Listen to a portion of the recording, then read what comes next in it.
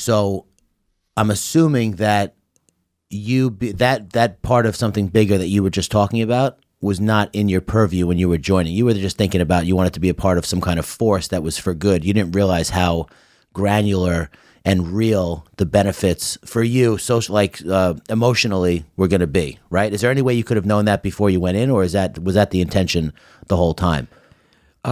No, you're right. I didn't know exactly what that bigger purpose. I wanted to commit my life and my path and now my body to that greater and bigger purpose that's bigger than any one individual. But you're right. Because how could you know? Exactly. But I quickly found out, obviously. But yeah, you're exactly right. And I think it's just so surreal to think about one, where the military might take you, Mm-hmm. and also to think about. Obviously, I knew that we were in a time period of two conflicts. Yeah. But to think about all of the things that could happen, good, bad, where you could go in the world, and also the risks associated with what you're doing. Obviously, my aspirations of wanting to do something greater than myself overpowered any type of thoughts of, I might get injured or might get killed. But even thinking about those things, those are such just crazy things to think about. I don't think until you're really there experiencing it. And even when I was there on the ground in Afghanistan and seeing my buddies get injured and all of these difficult things and just extremely surreal things, it's even hard to comprehend it as you're experiencing it. Yeah. Now, when you talk about seeing your buddies, your friends injured, I know that a lot of times in my own life, when I go through something comparatively, obviously less dramatic and traumatic than what you went through, but when you go through traumatic stuff with people, it brings you closer, right?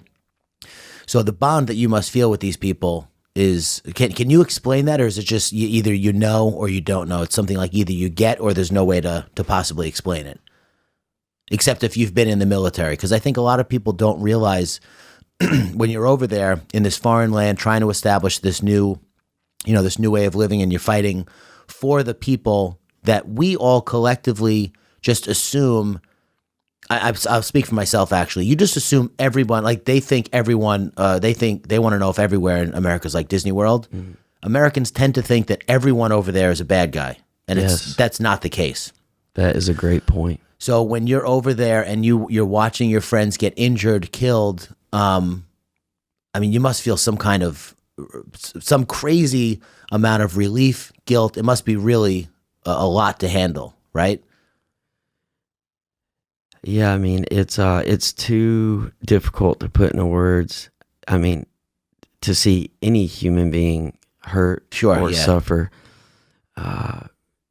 and maybe even more so with your fellow Marines. But I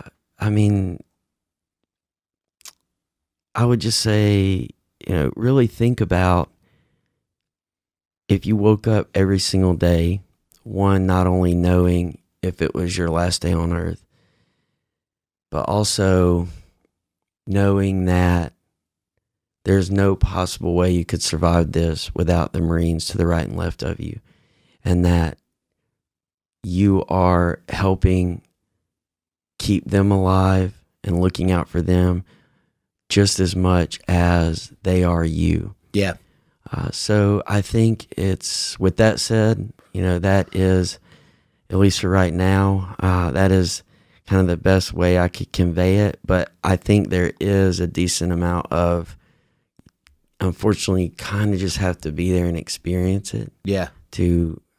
And that's a good thing that people can't really feel that or imagine it, because that means they didn't have to be in that situation. Yeah. So that's a beautiful thing. But, also with that said, it's extremely tough, obviously, to see my fellow Marines injured or killed. But how amazing and powerful is it that no one made them not only choose that path in life, but they could have done a million different things. Yeah. They could have gone to school. They could have, partied for the rest of their life. They could have done whatever they wanted. And they voluntarily walked in that recruiting station. They happily and gratefully raised their right hand to give up to their life at 17, 18, 19 years old for their country and the ideals. And I think it even really goes, people always say you serve your country. I think it even goes deeper than that. It's the ideas and it's the ideas and the foundation that our country is built on. So it's not just we're going over there to fight for America. It's a lot. It's a lot. Of layers, it's people struggling all around the world. It's to hopefully prevent the next 9/11. It's to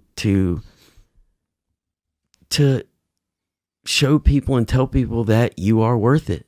You're worth laying in a hospital bed as either a struggling person that hopes to one day taste freedom around the world, or as an American. I talk about in the book, you're worth deep scars on our body because we truly believe in not only helping people, but keeping this country as great, amazing, and most importantly, free as it is and as we are as a people. Yeah.